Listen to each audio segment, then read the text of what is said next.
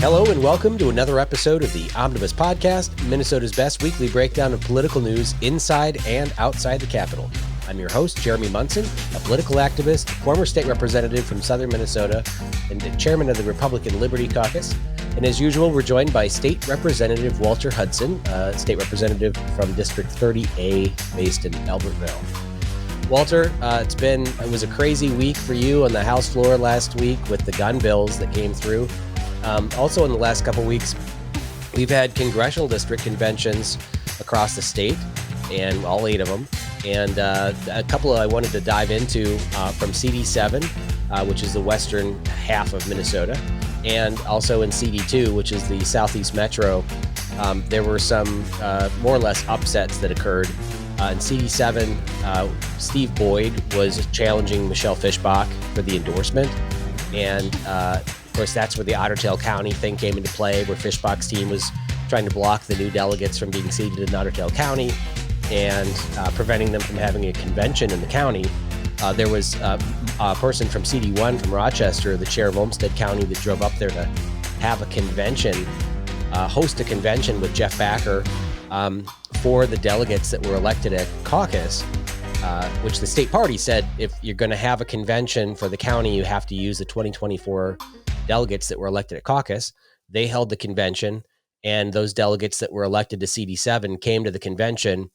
And the grassroots, I watched people wearing Fischbach stickers voting to seat the 2024 elected congressional district delegates out of Otter Tail County. And they had enough people to seat the delegates, which would have made a huge difference in Steve Boyd's campaign. And the state party came out on stage and said, if they seat the 2024 delegates, the state party is going to invalidate the entire convention.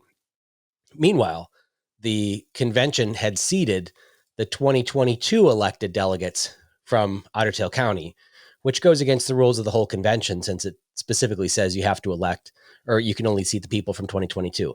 It was a mess.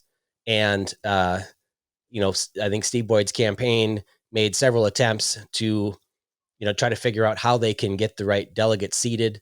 But in the end, they lost the multiple votes and motions and things because there was a threat that the state party was just going to invalidate the entire convention before Steve could get the endorsement. So he let the 2022 delegates remain seated, and he didn't have enough votes to get the endorsement, but he blocked Fischbach from getting the endorsement, and it ended in a vote for no endorsement.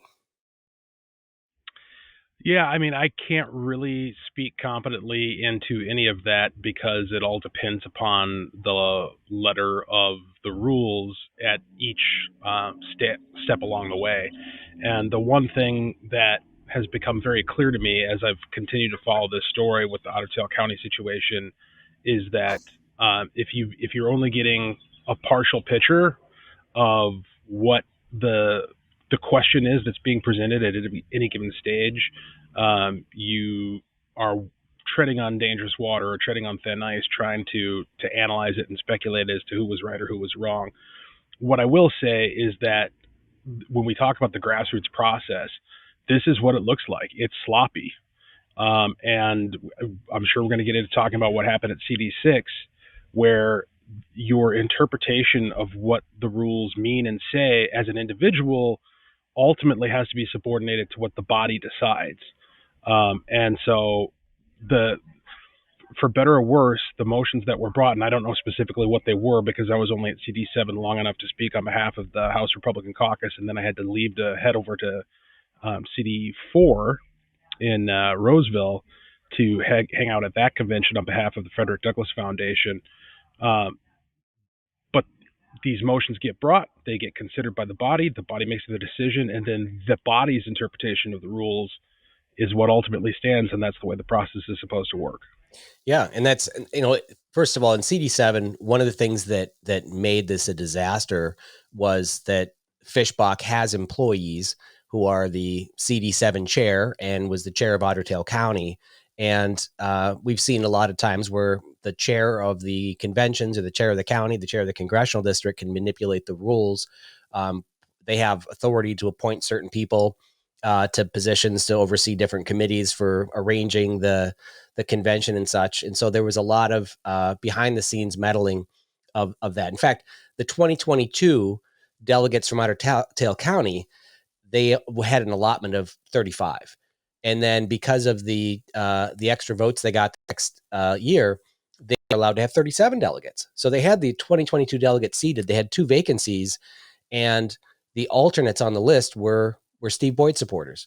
And so Fishbach's team made a motion to prevent those from being seated. I mean, at every single angle, they tried to prevent Steve Boyd from being a candidate. In fact, they tried to even say because Steve Boyd hadn't submitted some letter saying that he intended to run for Congress, that they weren't even going to let him be nominated that day.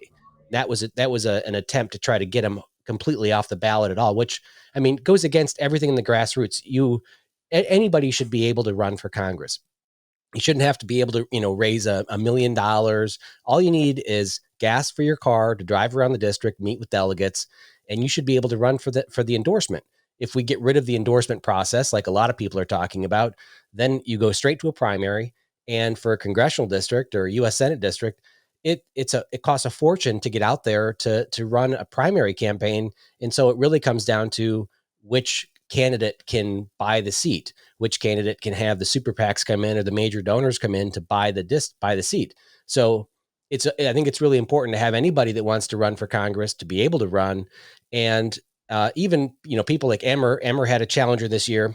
Emmer is in the safe seat. I mean, it's a super conservative district, and he's got probably $5 to $10 million that he can throw at anybody coming at him.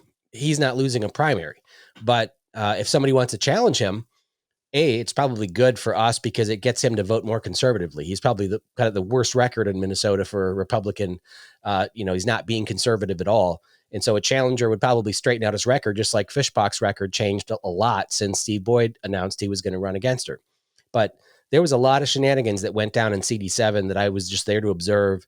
And but at the very first vote, when they were trying to seat the 2024 delegates, I saw Fishbach people. I mean, just patriots across the district voting to seat them. So the delegation, which sets the rules and could control that, they had the momentum to seat the delegates. But then the party came in and said, if you do this, we're going to invalidate the entire convention. I don't think they had the authority to do that because the delegates voting should be able to set the rules for their convention. Yeah, again, I will say, like, taking your description of what happened for granted, I'll qualify it that way, right? Because it seems rather extraordinary to me that the state party would say that they're going to invalidate the results of a convention because they don't like what the will of the body determined or decided about how they wanted their will to be expressed. That if that's what happened, that's pretty alarming, and I'd be interested in hearing the other side of the story as to what the process was there. But generally speaking, I mean, the idea, the people who should be determining what the rules of their convention are, including the credentialing process, that should all be, unless it's dictated by bylaws or some other higher tier of parliamentary authority, it should be determined by the body. What they decide they want to do is what should go. I mean, that's the whole purpose of the convention, is to express the collective will of the delegates who are elected to it. And so hopefully, I don't know, it does sound like a big mess. And I think we could probably, when we address CD6, which I was actually at, and I was a delegate there, and I participated in the entire process, maybe some of the things that apply to CD7 we can flesh out in more detail. Yeah. Well, let's jump into CD2 quick. So that convention was run by the books. The chair doesn't work for any candidate or congressperson. It was chaired by Joe Ditto, and they came in, had one ballot, and Taylor Rahm won with like 76% or something on the first ballot, and just crushed Joe Tarab, who Joe was endorsed by Tom Emmer and a bunch of congressmen, and had like $125,000 or $150,000 in PAC donations that came from other committees. So he was out in DC mopping up money, and it didn't buy him the endorsement. And so now we have the state party behind Taylor Rahm, or supposed to be behind him, and the NRCC is going to be behind Joe Tarab. And of course, the state party doesn't have any money, but Taylor Rahm does have the endorsement. And so I've long said that CD2, because it's already a maybe 48% Republican district, it is a tough uphill battle to win. Having a primary in that district is assuredly going to lose the district in November. I can't see them coming out. Whoever wins the primary, that person has no chance of winning the general election when they've beat each other up for the next 3 months. It's certainly not an ideal situation. And I think kind of the underlying issue there is that you've got two different standards of quality that are being applied. So on the Taylor Rahm side, the convention delegate endorsement side, you have folks who are looking at this, it would seem, from what I can tell from afar, primarily through the lens of ideology. And they're looking at, what you talk about, which is who's the most conservative, who's going to express our principles in the way that we find most satisfactory.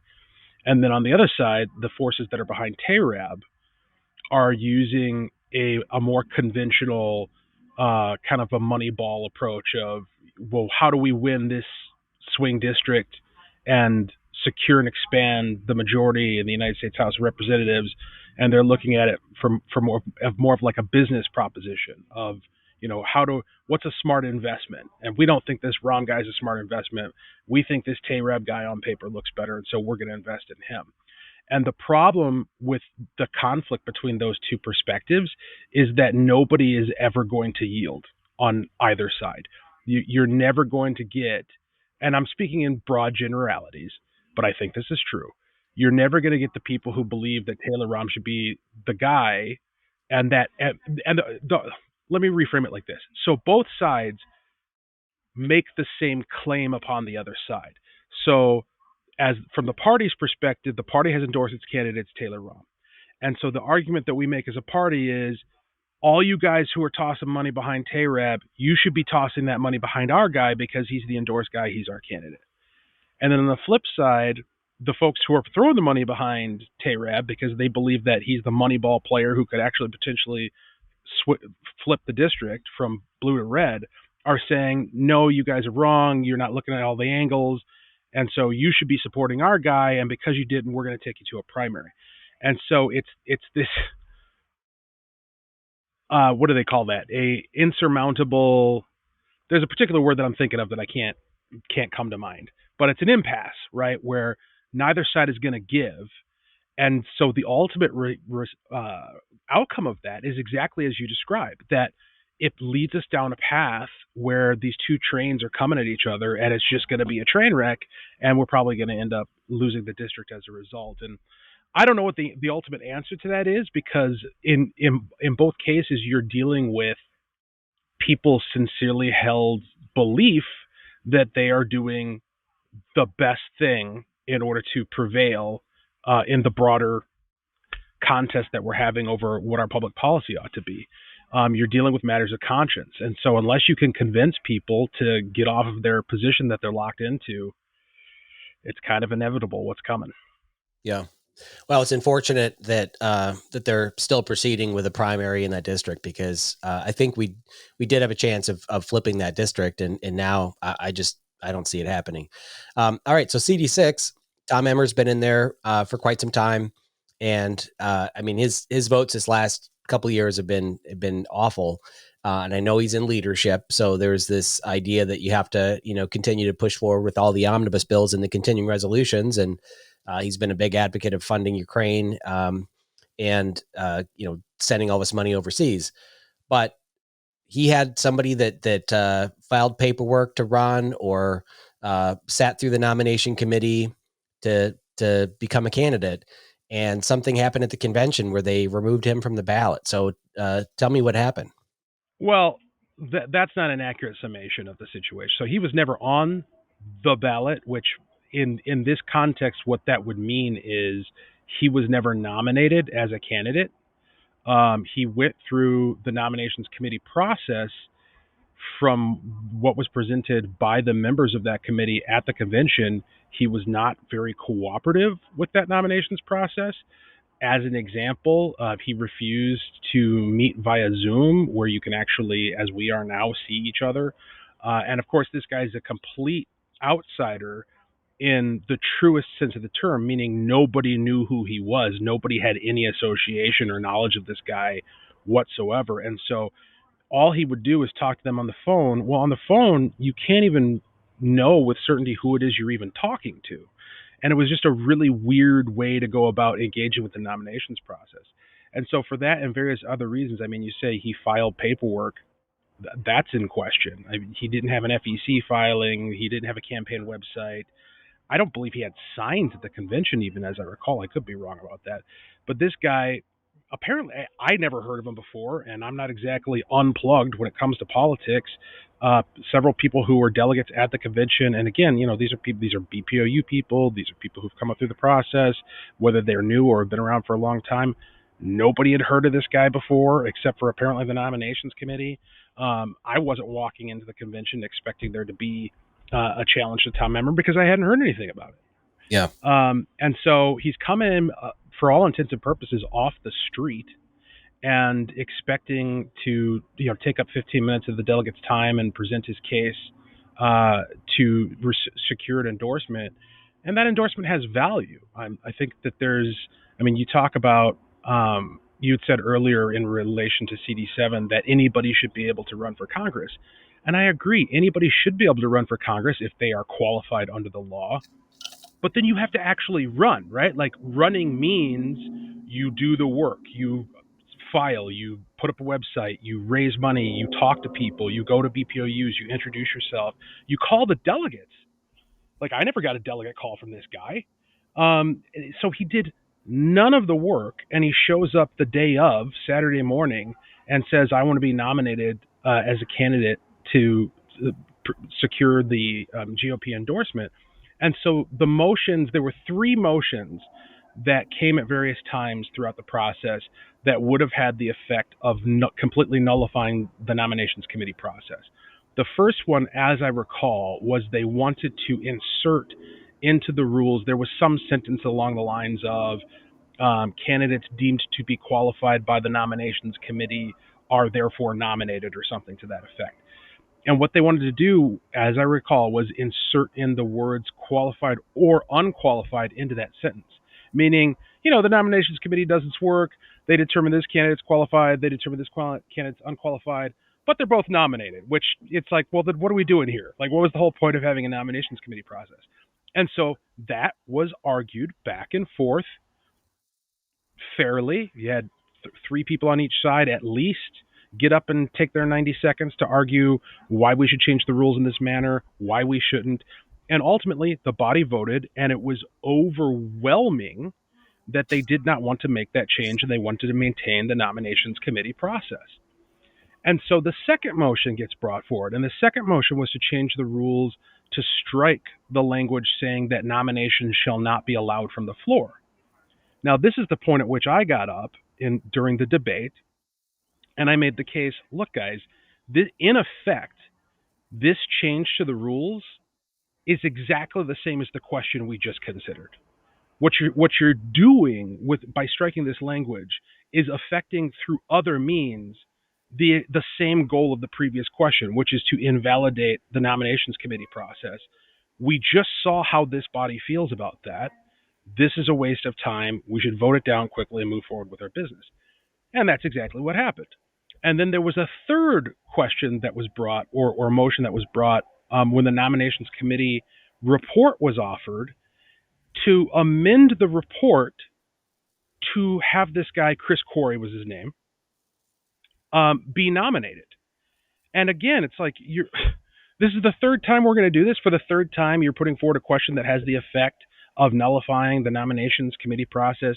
It's like, at this point, we've debated this question so thoroughly that it's very clear that the will of the body is to abide by the nominations committee process, and different members of the nominations committee had gotten up during the course of debate on these motions and shared their rationale for why they had deemed Corey to be unqualified, and why they had deemed Emmer to be qualified. So all of that information is out there on the table for people to consider. And so once again, third motion goes down, and it was at that point that a gentleman who I recognized as not being a delegate and therefore not having privileges to be on the floor and certainly not having speaking privileges under the rules, got up and started shouting about how this convention is corrupt. You're all corrupt. This is Biden-esque. You're all like Joe Biden. And then he and Chris Corey stormed out of the room and, or chased out by the sergeants at arms, depending on your perspective. And we moved on with our business. And Tom Emmer ended up being endorsed by acclamation. Yeah. Well, I mean, I would say, and I know two people that are interested in running, or were interested in challenging Tom Emmer in CD6, because they're so upset with his votes, and because they believe that his votes nowhere near match what his speeches match. Right? He comes in and gives these barnstormer speeches. He's a great politician, but his votes don't match the conservatism of his speeches in that district. And so, in the end, I think what they really want is an option to not endorse. Right. You can be the Republican candidate for Congress in the district, but if you're not acting like a Republican, you don't deserve to be endorsed by the Republican Party. There's and Tom Emmer needs to know that 20, 25, maybe 30% of the delegates don't believe that he deserves to get endorsed. He doesn't align with the platform of the party. And people are really upset. And so to have someone at least just run to be on the ballot would show that, because, one of the problems in CD6 is that Bobby Benson, who works for Emmer and gets paid, $80,000 or $100,000 a year to be his district director, or 150, or whatever it is, he's also the chair of the party. The same thing that happened in CD7 and now in CD1 in my district, where the congressperson hires the state party chair to work for them and pays them a huge salary. So now the state party chair, or the district party chair, has this incentive to prevent an endorsement, or to put their thumb on the scale in every option they can to prevent someone from being on the ballot, to even, go through the embarrassment of having 30% of the delegates vote against Emmer. Emmer wasn't going to lose the primary, and I doubt he would even lose the endorsement, but trying to shut out the option for someone to run, it just looks bad, and it gets people upset. And like what we saw in Otter Tail County, where the grassroots want to actually have a voice, however quiet or a minority voice that is, when they get quashed, then they come back and it just starts to fester, and it isn't an open and welcoming process for people.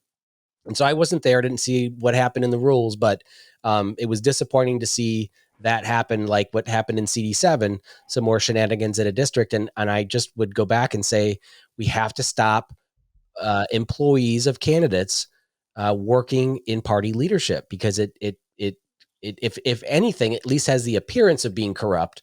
But I've seen it play out where it actually is corrupt, and we need to change that. So I kind of wish I was sitting here taking notes as you were talking, because you made many points that are worth responding to. The first thing that I think needs to be said is that I don't see any correlation at all between the question of Otter Tail County and CD7 and what delegates should be seated at the convention, and the motions that were brought in CD6 and the contention over whether or not Chris Corey ought to have been nominated as a candidate to consider the party's endorsement. In the case of CD6, and again, I can speak to it authoritatively because I was there as a delegate. I watched the process. I participated in the process. What happened at CD6 was 100% in order. It was a properly again, I'm getting stuck on the word presided over. It was a properly presided convention process, grassroots process, like we say we want, right? Like we want the delegates to be elected from their caucuses and to come to their BPOUs, and then in turn get elected to be delegates to the Congressional District Convention. And then once they get there, they have the opportunity to review draft rules and to consider reports from nominations committees, and then vote up or down on those processes. And that opportunity was provided. It was properly presided over according to the rules. Nothing was out of order, and the convention proceeded exactly as it should have. But what about the nominations committee? I've seen this happen too, where they say, well, that person's not qualified. Does it say in the rules that they have to meet over Zoom, or does it just say they have to meet with the nominations committee? And I don't believe that it says Well, I won't speak to that because I don't know. But what I will say is that the nominations committee uh, process is, first of all, standard operating procedure. I've never seen a convention take place anywhere within the Republican Party where there isn't a nominations committee process. I went through one as a candidate. You've gone through one, I'm sure, as a candidate. Every other representative or elected official in the Minnesota GOP that I'm aware of has gone through a nominations committee process at some point in their tenure. It's usually a relatively sleepy affair. I mean, the bar that we're asking people to step over is not particularly high. Demonstrate basic competence, like have demonstrate that you're not going to just face plant as a candidate before we give you our party endorsement. That's the standard. It's not very high. Like act like somebody who knows what they're doing at to a minimal degree. This guy could not meet that standard. Well, and that's what I'm asking, because I mean, what I heard was that they asked him about his fundraising, and he said, if I get the endorsement, I'll be able to fundraise. But Right, it's pretty right. tough to fundraise when you're running against Tom Emmer, and so that was one of the reasons why he was not qualified, because he doesn't have the fundraising, and because he didn't meet on Zoom, which doesn't seem like it would be in any role. So I've been at a few conventions where a candidate was found not qualified, and it's very rare. And it speaks volumes to the delegates to say, well, we don't know this guy and he was deemed non-qualified, so let's not even let him on the ballot. And I believe that influence, like, Bobby Benson's influence on that committee probably had some weight to say, let's just, let him run, but we're going to say he's not qualified. So all the delegates would be like, wow, let's not even let him get a vote. I don't know what influence, if any, Bobby Benson personally had on the nominations committee. Well, Tom Emmer, and every elected Republican, including you in that room, works with Tom Emmer, and Mhm. and not accusing you of anything, but Mhm. anything that people can do to just save Tom Emmer the embarrassment of having 30% of the delegates vote against him is gonna gain favor with him. And so you have this Tom Emmer's influence on that delegation, whether directly through Bobby or other people in the committee. I wouldn't see that as being a fair convention. If he were to announce, 6 weeks ago and had campaign signs and actually tried to mount a campaign, I think you'd see the same pressure against him to just unfold his whole candidacy to prevent him from getting on the ballot at the convention. So that's an interesting idea, because I hear variations of this idea tossed around quite a bit, that certain people shouldn't be part of the process at whatever level.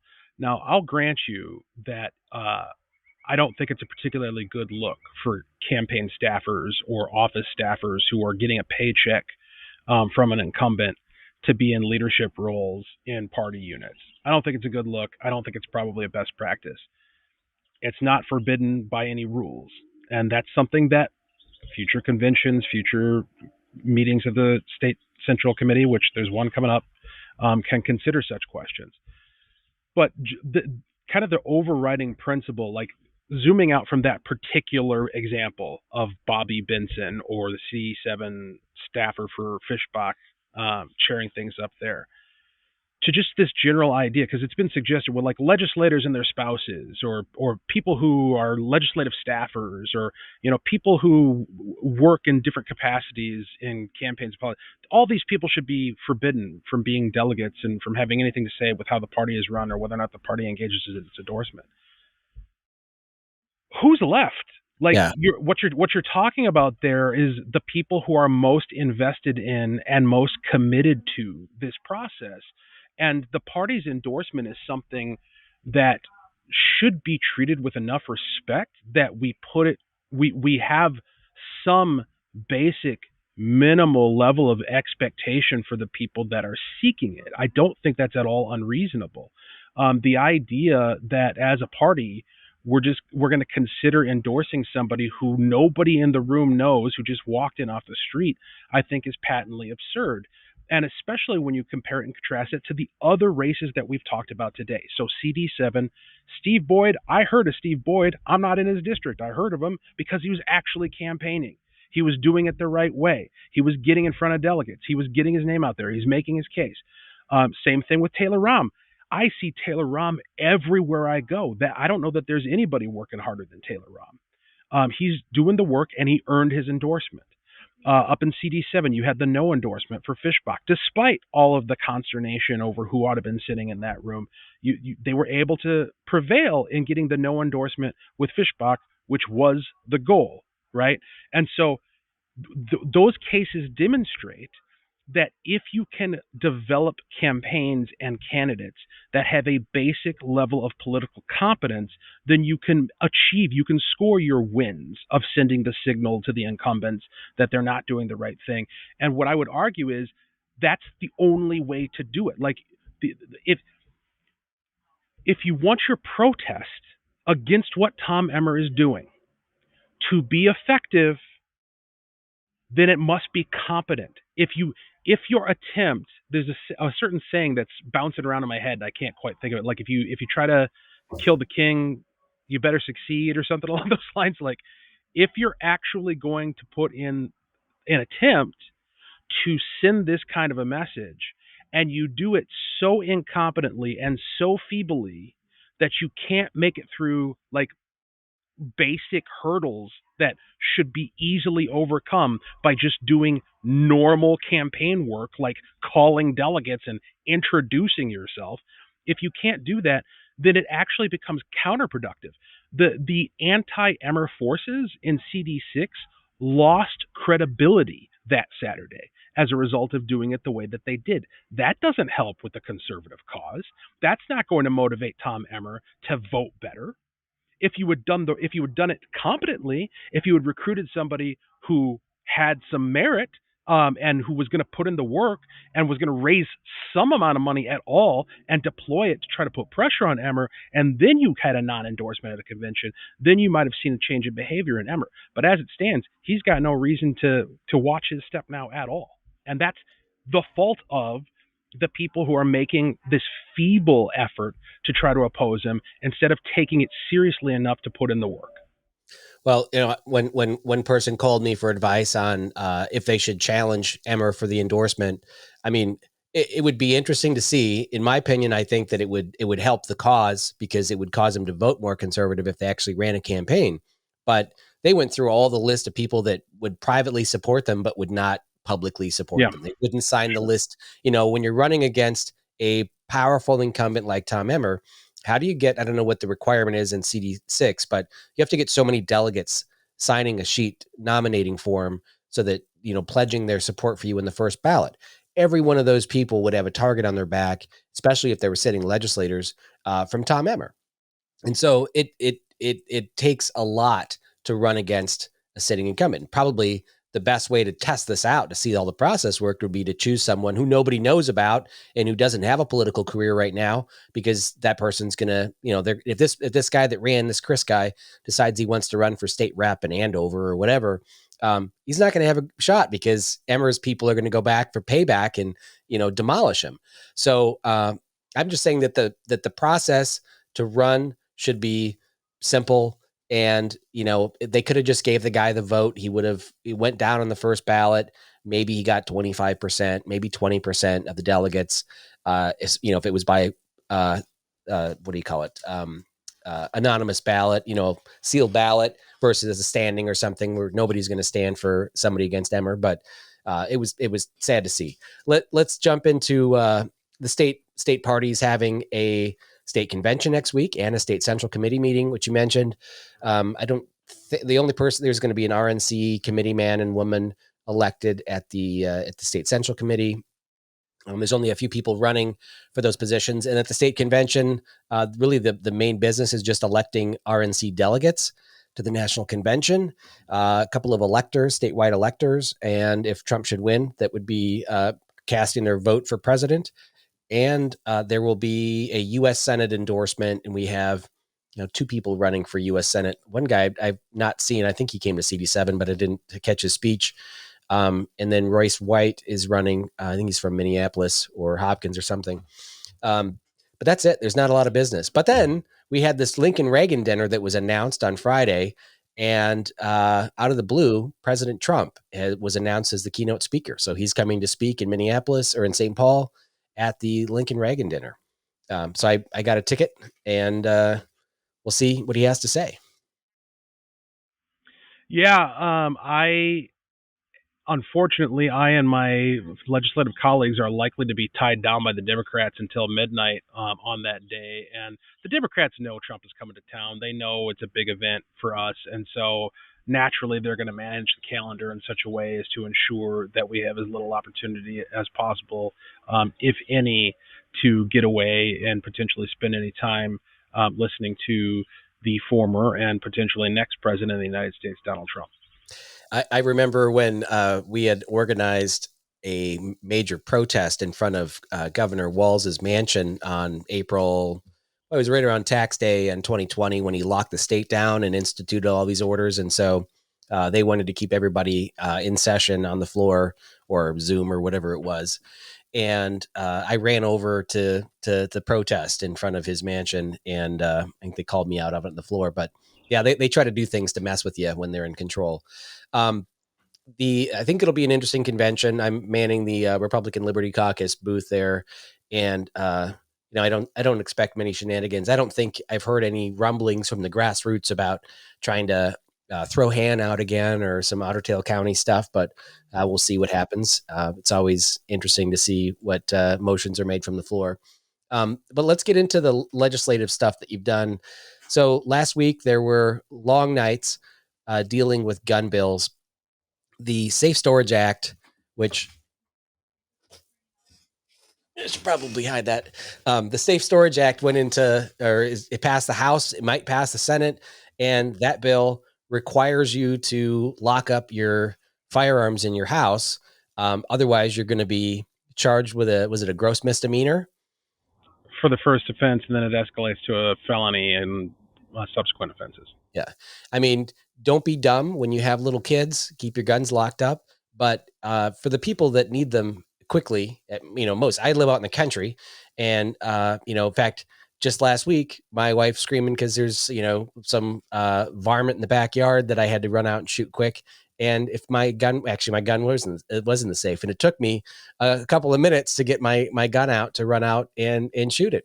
If you live in Minneapolis, you got people banging on your front door or sneaking in your front door. Or if you live in Detroit Lakes and some state senator tries to sneak into your house, your firearms are locked up. So here we got the Democrat state senator busting into houses at 4:00 in the morning.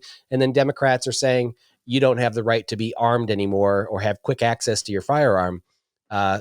You guys tried a gazillion different amendments and they were all shot down. Yeah, well, and you accurately described the situation, right? And it really is mind-numbing and mind-boggling that in the context of Senator Mitchell burglarizing her own mother, we're moving forward with this bill in the immediate aftermath, by the way, like the first opportunity that they had to set a legislative calendar for the day. They calendared this bill that would make it harder to defend yourself in precisely that circumstance. I mean, Mitchell was tripped over by her mother in her own bedroom. Like, that's how close she was. And we've now since heard in the media reporting from KSTP that Carol Mitchell, the name of the stepmother, that she believed that Mitchell was there to do her physical harm. So that's the exact situation where you need the ability to defend yourself quickly. Now, what the Democrats would argue, and they did argue on the House floor, is, well, our bill allows for you to have a gun loaded if it's within your direct control, in other words, holstered on you or in your hand, or if it's within arm's reach. So this whole scenario you guys are painting of, you can't sleep with a firearm in your nightstand, that's not true because it's within arm's reach.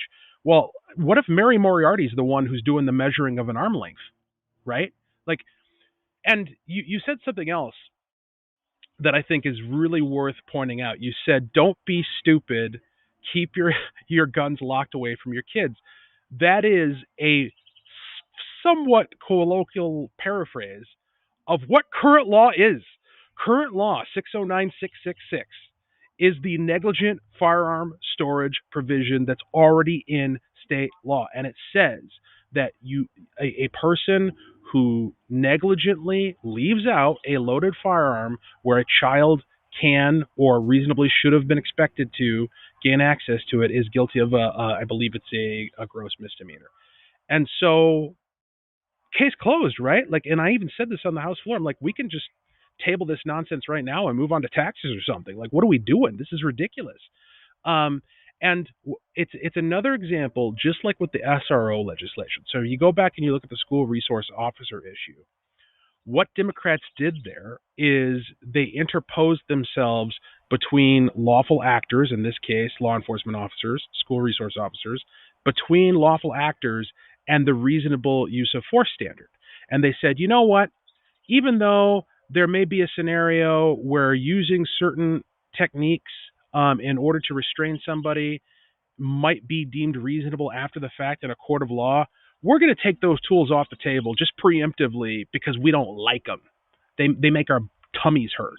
And so we're going to say you can't do it, even though if it was adjudicated in a court of law after the fact, you would be found to have engaged in reasonable use of force. Now, that created such a disruption. It was so destructive to public safety in our schools that you had jurisdictions around the state representing a broad ideological spectrum. It wasn't all conservatives and Republicans. You had Hennepin County Sheriff Dewana Witt, who pulled her school resource officers from Hennepin County. They did that because they recognized that you can't do this. You can't tell a law enforcement officer that they can't engage in reasonable uses of force in order to affect their lawful duties. And so ultimately, that was so apparent that the Democrats had to come back this year and work ever so reluctantly with us on the other side of the aisle to fix what they broke, right? And so we've already seen this play out. But now they obviously haven't learned their lesson because here we go again. And now it's arguably worse because it's not just limited to school resource officers, but it's everybody in the state of Minnesota. Now we're going to say that everybody in the state of Minnesota no longer gets the benefit of being able to defer to a reasonable standard and take their case before a judge and say, listen, here's how I live. I'm a dude who lives alone in the woods with no kids.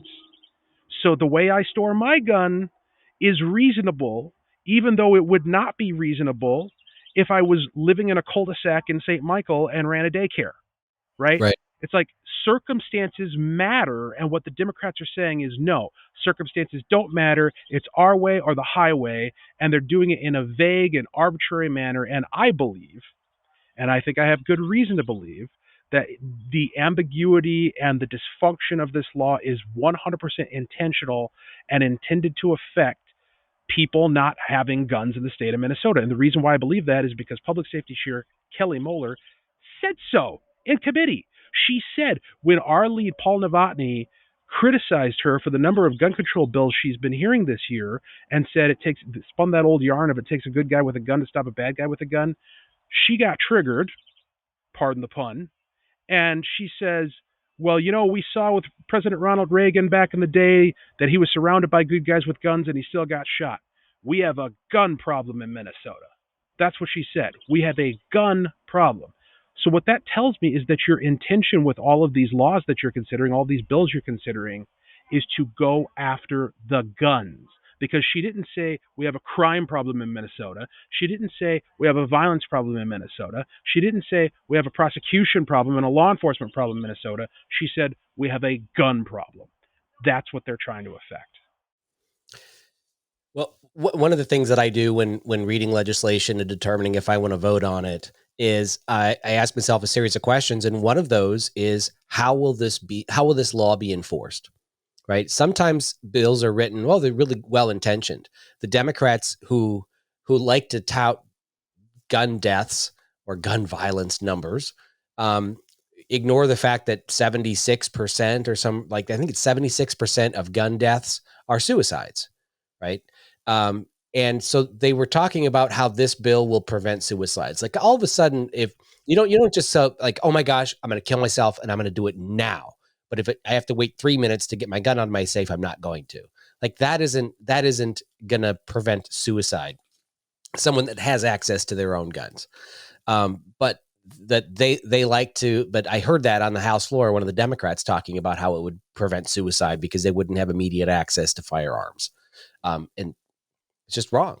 But how do you suspect that this bill is going to be enforced? This law is going to be enforced? Are cops going to knock on your door and say, Walter, I want to show me all your guns?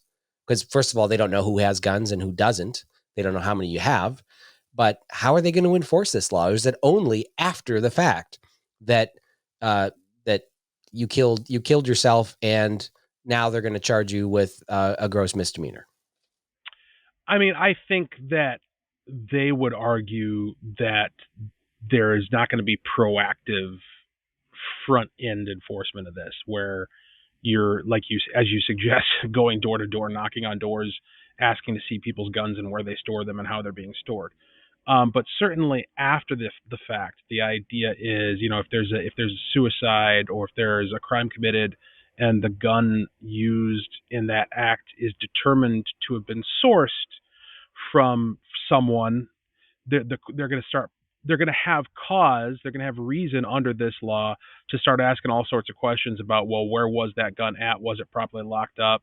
And try to go after the person who owns the gun, because ultimately that's what they're trying to affect with all of this, is to target gun owners and to make it legally hazardous to be a gun owner, in hopes that you will not be a gun owner. And that was pretty strongly implied on the House floor by Representative Herr during the debate, where she was being questioned about this. This might have been another bill that we were questioning her about, where we're talking about the oh god, I forget exactly what the provision was, but it has these escalating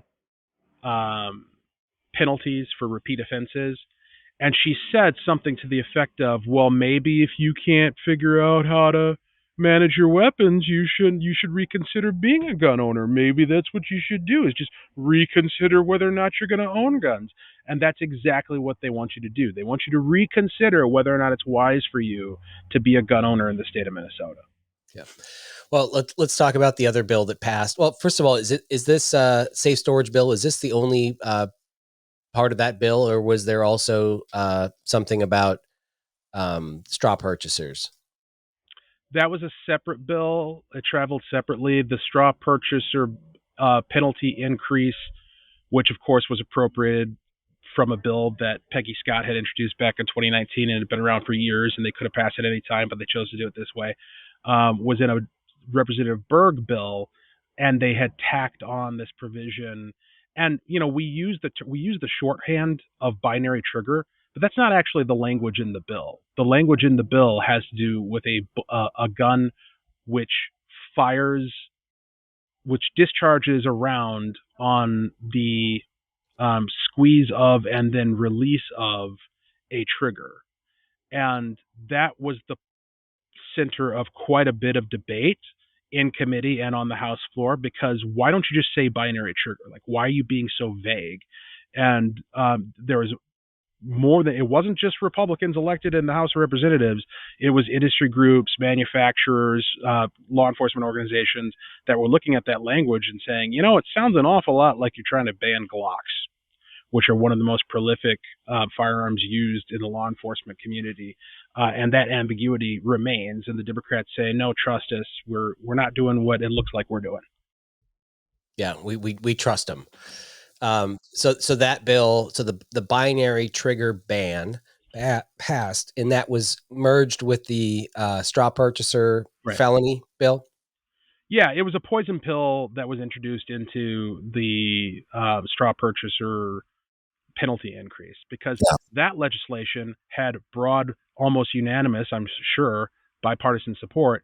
So naturally, what the Democrats did, what they're good for, which is to take something that everybody agrees with and figure out a way to make it partisan. They're awesome at that. Yeah. Now you guys, so you voted against the straw purchaser bill. Is that right?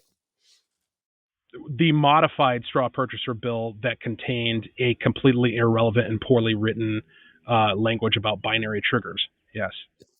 That's another bill that I'm concerned about on how they're going to enforce it.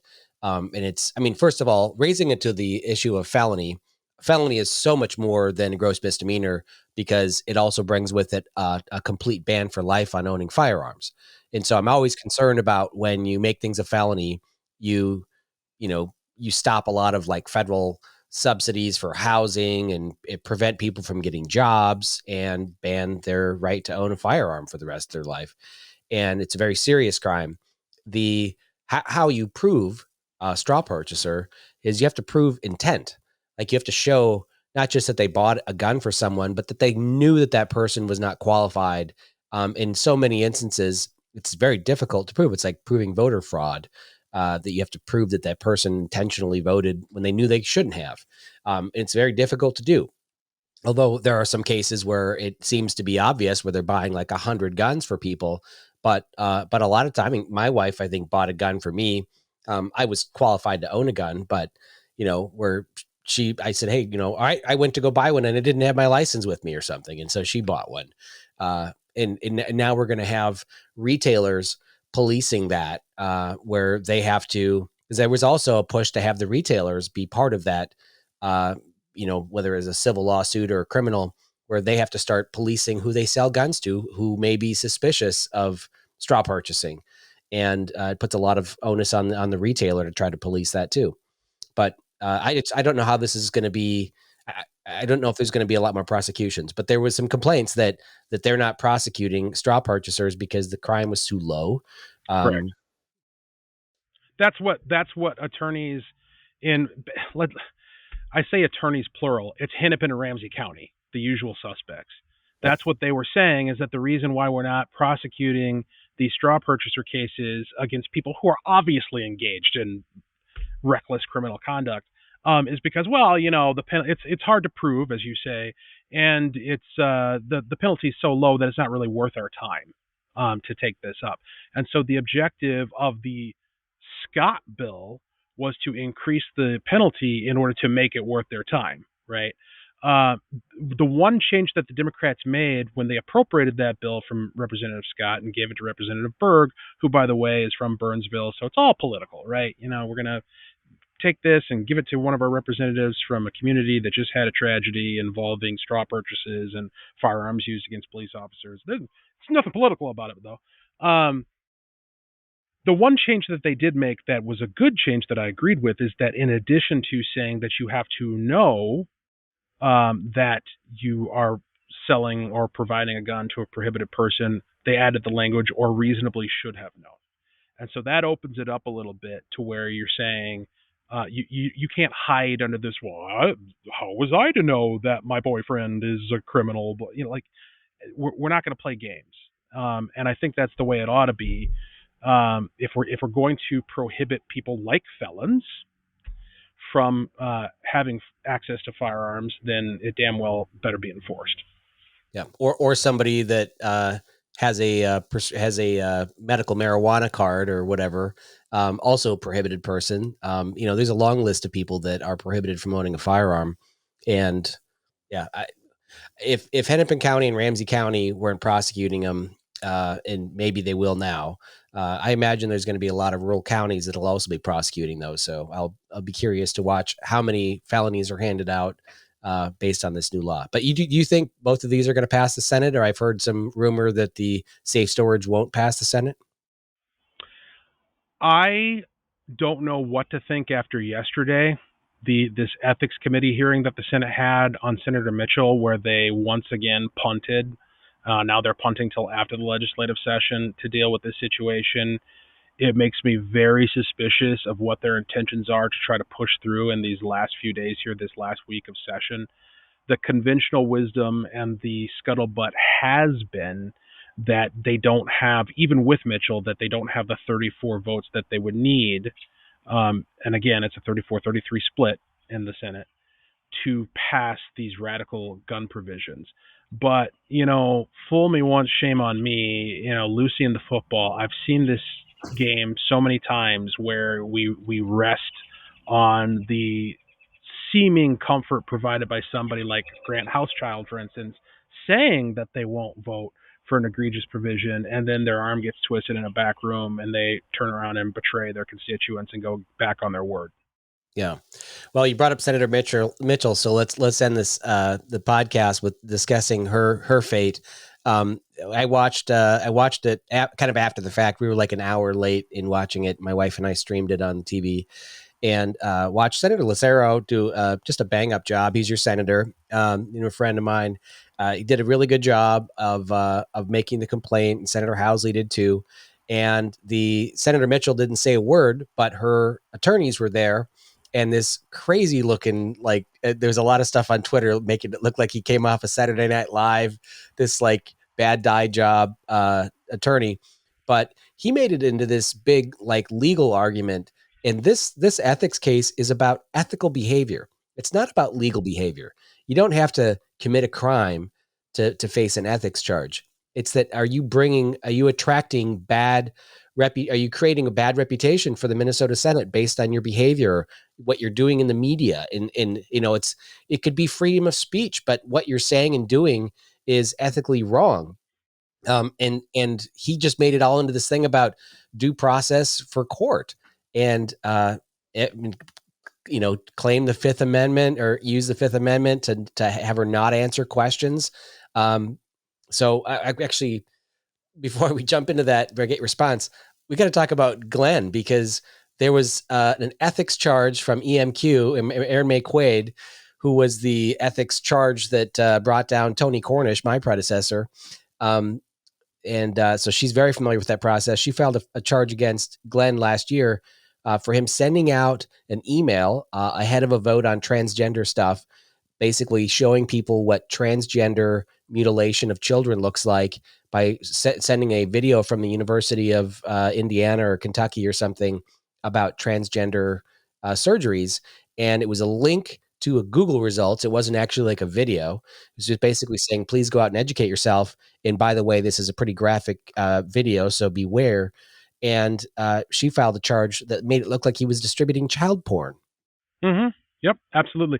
She reduced him. So again, to be very clear, what he did was he sent, as you know, you can send to all, basically, all senators, all representatives, an email that said, here is a link to a Google search. So in order to get to the actual video, you got to click twice. You got to know what you're doing and be trying to do it. And warning, this is graphic. And what it was a medical training video. So we're not talking about, smut here. We're not talking about porn.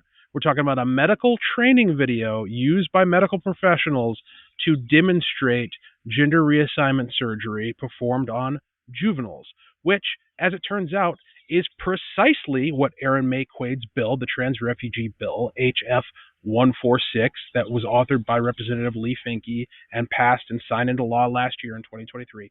Exactly what that bill was about, exactly what that bill enabled. And so Gruenhagen's point here was, look at what we're doing.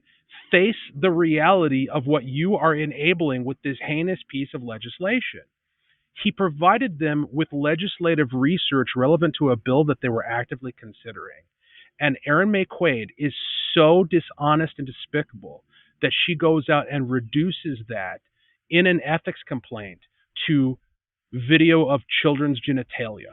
She reduces all of that context down to video of children's genitalia, and then goes out in the media and on Twitter and anybody who will listen to her talking about how Glenn Gruenhagen is distributing videos of children's genitalia. And just like kind of from the start, when you have to so blatantly mischaracterize what it is that even happened as part of your ethics complaint, it's a pretty good indication that it's frivolous and meritless. Another good indication that it was frivolous and meritless is that the Senate didn't do anything about it. This was filed over a year ago. It sat on a shelf collecting dust. The Democrats didn't want to do anything about it. And then all of a sudden, magically, Senator Mitchell gets arrested for felony burglary of her own mother. And now it's really urgent that we bring forward this complaint against Senator Gruenhagen that's been collecting dust on the shelf for a year. And this was actually brought up during the course of the hearing yesterday of, isn't it convenient that, suddenly it's so important that we talk about this now, subsequent to the arrest and ethics complaint filed against Senator Mitchell. And they quite absurdly tried to make the argument that the reason why they didn't pursue this complaint against Gruenhagen earlier is because, we had scheduling difficulties. And they used examples like, some people on certain nights they have sports games for their kids, or they might have, it's just really hard for us to all coordinate our schedules. It's like, are you kidding me? You are senators. Coordinate your schedules. Like, what you're telling me, this is what that says. By making that argument, you are confessing that it wasn't that important to you. It wasn't that big of a deal to you personally for you to put in the effort to coordinate your schedule to do your goddamn job, right? That's what they said yesterday. And so they move forward with this frivolous and ridiculous complaint against Glenn Grunhagen. And during the course of that proceeding, they engage in such bad faith and just dig in and are really invasive in their questioning and their approach to Glenn. But then when we shift over to complaint number 2, Senator Mitchell, who again was arrested and charged with the felony burglary of her own mother, and there's all sorts of corroborating public information out there to substantiate that this did happen, she did do this. Suddenly the tone changes, and suddenly the premise that they offer is, well, folks, we have no idea what happened. We can't say that we know for a fact that she snuck into the basement window and crawled into her mother's bedroom and was tripped over and was found with all sorts of stolen property and a flashlight and a sock so she could reduce the light and dressed in dark clothes at 4:30 in the morning. We don't know that any of that happened. Yeah. By the way, Bobby Joe Champion, he chaired the ethics committee yesterday. There were 2 characters who he channeled really well. One was, I'm trying to think of the lawyer from the O.J. Simpson case. You know who I'm talking about. Johnny Cochran. He channeled his inner Johnny Cochran in hilarious and deeply mockable ways that, again, you can go on Twitter and see all the examples, such as, for instance, trying to argue that it might have been the one-armed man, almost quite literally. So he cited the fact that in the 911 transcript, when Carol Mitchell, the stepmother, the victim in this case, called 911, she initially described the intruder as he and kept referring to the intruder as he because obviously she doesn't know who it is at that time. Certainly she wasn't expecting that it was going to be her own stepdaughter who was victimizing her at that moment. And so he actually tried to argue that, well, she said it was a he, and Senator Mitchell's a female, so clearly must have been somebody else. I mean, the level of absurdity that went on in this ethics committee hearing was unfathomable. And the other character who he and the lawyers for Senator Mitchell really loved to channel, and this is continuing to happen today on Twitter, you got folks like Abu Amara who are making this case, is they're channeling their inner Morpheus. Can you really believe the reality that you're presented with? Is any of this real at all? Can you trust your senses in any way? Who are we to know what's up and down and left and right? Like, I don't know anything. Do you know anything? I haven't been told anything. Like, and the premise that they're offering is that we can't have a finding of fact in the context of a Senate Ethics Committee hearing until the criminal case against Senator Mitchell has been fully prosecuted. And that's the basis of their entire defense. It's really an incredibly weak defense on multiple fronts. But the premise, which is a prima facie absurd, is that we're somehow going to conflate, and properly should conflate, a criminal proceeding with a Senate ethics hearing.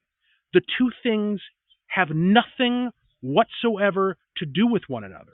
The Senate is a self-governing legislative body that has the right to make findings of fact relevant to whether or not one of its own members engaged in conduct that does not uphold the highest standards of ethical conduct.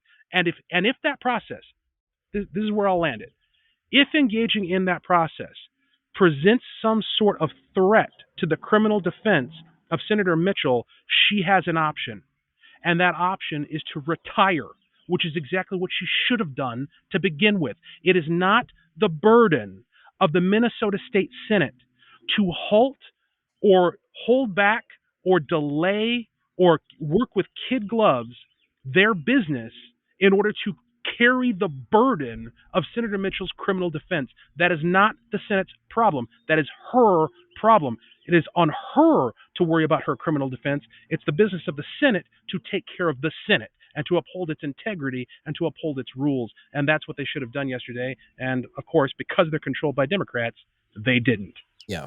Well, I think that Senator Dan Schoen, who at the same time of Tony Cornish, got caught doing bad things, they both resigned because they didn't want to bring bad attention to the Senate or the House. And think Al Franken, for instance. He wasn't facing criminal charges. He was just, it was a bad photo or whatever, and he resigned from the U.S. Senate. Over this is actually a criminal charge. Glenn, I just back up to Glenn. I feel so sorry for him because he does so much in reaching out to the other side to try to educate them on issues, whether it's global warming or whatever. And a lot of, I know it falls on deaf ears, but unfortunately, as a result of what happened with Glenn, people are now not going to share information with the other side. You're going to have more polarization because of what EMQ did. In fact, when I came in the legislature, which is right after Tony Cornish was forced out, they took me aside and said, Jeremy, do not talk to any Democrats. Do not get in an elevator with EMQ. Don't talk to anybody with a hyphenated name. Just stay the hell away from them, because there was this concern that they were just going to go after any guy that looked at somebody or said anything to anybody. That was during the whole Me Too movement. But, Glenn, if you go out and Google his name, the first thing that comes up is Minnesota ethics panel defers on action on senator charged with burglary. Like, he's tied to that. You have to read the article to figure out it's not Glenn, and then of course the child genitalia stuff that'll live on Twitter and the Google search results forever. And it's just ridiculous what they did to him. And it's unfortunate, but no action will happen. To give people a perspective of what's going on the inside, because people have asked me, like, are they going to throw her out of the Senate? I said, look, the ethics committee, and we should have said this at the beginning of this conversation, you got 2 Republicans and 2 Democrats. And in order to take action, you have to have a majority. So the idea is it's not up to the Republicans. It's up to one of the 2 Democrats, Bobby Joe Champion and Katiza Watun, or what's her name? The other senator that's there. Kunish. Yeah. They're not going to, they will fall in line with their caucus. They're there to, and then of course, when you talk about there being a 1-seat majority in the Senate, it means basically neutering their ability to lead and legislate and govern by getting rid of her. They're not going to do it. Well, I would amend that just a little bit. It does not thwart their ability to lead, legislate, and govern at all. What it would do is it would restore the integrity of the state Senate, and they would still have the capacity to lead, legislate, and govern in a bipartisan manner. Yes. They would actually have to acknowledge the tens of thousands of people who are represented by Republicans, the millions of people actually that are represented by Republicans in this state, and actually work with them to determine what the best policy is in bipartisan fashion for the remaining handful of days in the Senate. But because they're too arrogant and entitled and childish to take that responsible action, they are not leading and they are not truly legislating. They are engaged in a farce. And this is such a black mark on not just the Minnesota State Senate, but the legislature as a whole. Because, listen, my Democratic colleagues in the House, they're pretty crickets on this. They're not coming up saying anything, making any case about that this process is in any way a sham, and they should be. Like, we should all care about the integrity of these institutions. And the fact of the matter is they don't, as evidenced by their actions. And they are each of them in turn looking at what Senator Mitchell did. And yes, she did it. I can't put her in prison for it because that requires a proof beyond a reasonable doubt. But my determination, me using my eyes and my basic cognitive function to look at the facts as they're presented and make a determination in my own mind, in the context of my own judgment, and then in engaging in my own legislative sphere, I can say she did what she did and that I know she did it because she got caught red-handed. I can say that. That's okay. And so can you. And so can every Democrat. And instead what they're saying is, don't believe your lying eyes, and we care more about our own power, even for just a few days worth of it. We care more about that than we do about upholding the integrity of these institutions, and it's absolutely abhorrent. And these people need to be voted out of office. And I believe after the ridiculous performance that we saw this week in the Senate Ethics Committee, you're going to see a lot fewer people voting Democrat than have in the past. Well, I hope so. I hope their memory isn't so short. One of the reasons why they brought forward the Glenn Grunhagen complaint and scheduled it before Senator Mitchell is because Republicans had arranged to have, hundreds of people there protesting and shouting in the lobby when it was supposed to start at 1 p.m. And then they delayed it. They voted to delay the hearing until hours later. And then they had Glenn up first, and that took hours. And so her hearing didn't even start until in the evening and went late into the evening. And that was by design to just try to, quash the public's dissent. And, it's disgusting behavior. I'm not shocked by it happening. And of course, they voted to basically do nothing for a while and run out the clock. The implications, of course, are if she resigns during session, there's a special election that would be done outside of the November ballot. And if she resigns, a month after session, then the special election gets put on the November ballot where Democrats have a severe advantage. And, that's they're going to maintain their majority. That's how they do it. Yep. 100%. They All right. are shameless. No doubt about it.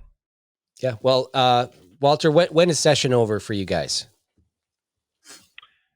Well, it's supposed to be over on May 20th, which would be a week from this coming Monday. And of course, no legislative actual bills can be considered on that day under the constitutional requirements. So the actual last day for legislating will be next Friday, which is the same day that Donald Trump is going to be in town.